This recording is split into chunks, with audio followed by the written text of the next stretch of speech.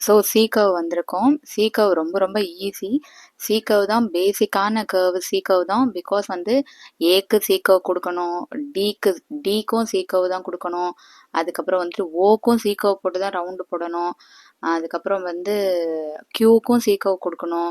So நிறைய இடத்துல நம்மளுக்கு சி கர்வ் வந்து ரொம்ப பேசிக்காக இருக்கிறதுனால ஃபஸ்ட்டு நான் அவனை போட விட்டேன் எந்த அளவுக்கு போடுறான்னு. ஸோ சரியாக போடல. அதுக்கப்புறம் நான் சொல்கிறேன், சி கர்வ் 2 லைனுமே டச் ஆகணும், 2 லைனுமே கரெக்டாக டச் ஆகி திருப்பணும் அப்படின்னு நான் சொல்கிறேன். ஸோ பாருங்கள், ஒரு மேலே பெருசாகவும் கீழே சின்னதாகவும் இருக்கக்கூடாது. ஸோ அதனால் பர்ஃபெக்டாக வளைக்கணும் அப்படின்னு நான் சொல்லி கொடுக்குறேன்.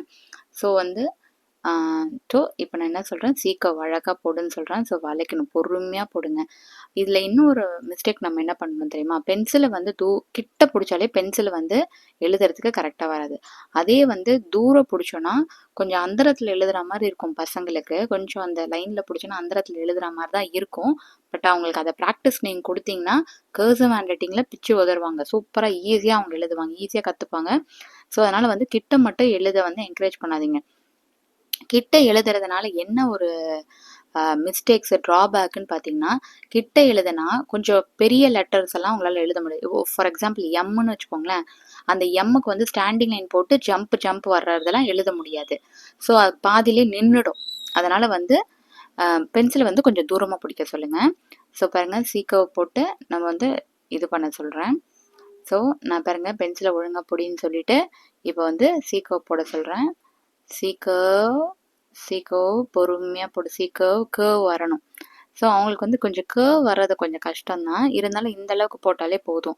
மேலே இருக்கிற லைனும் கீழே இருக்கிற லைனும் ஒன்றா பார்த்தா போதும். அதே மாதிரி அந்த 2 ப்ளூ லைனுக்குள்ளே இருக்கணும். இதெல்லாம் mandatory. So C curve okay, C curve okay. So எதெல்லாம் கொஞ்சம் நல்லா இல்லையோ அதெல்லாம் அடிச்சுட்டு அழகாக சி கர்வ் போட சொல்லுங்கள். ஸோ அழகாக வளைக்கணும். ஸோ பாருங்க, இதுவுமே நல்லா இல்லை. அழகாக வளைப்பாங்க, அவங்களுக்கு கற்றுக் கொடுக்கணும். ஸோ இந்த சி கர்வில் நம்ம போட்டு அவங்க மேலே போட்டாலுமே பரவாயில்ல தான். ஸோ உங்களுக்கு ப்ராக்டிஸ் ஆகும். ஸோ ரொம்ப எழுத வைக்காதீங்க. சில டைம் ரொம்ப மிஸ்டேக் பண்ணால் மட்டும் நீங்கள் அந்த மாதிரி ட்ரேசிங் மாதிரி கொடுங்க. ஸோ பாருங்கள், ஃபஸ்ட்டு நான் ட்ரேசிங் கொடுத்தேன், அடுத்தது அவன் கரெக்டாக போட்டுட்டான்.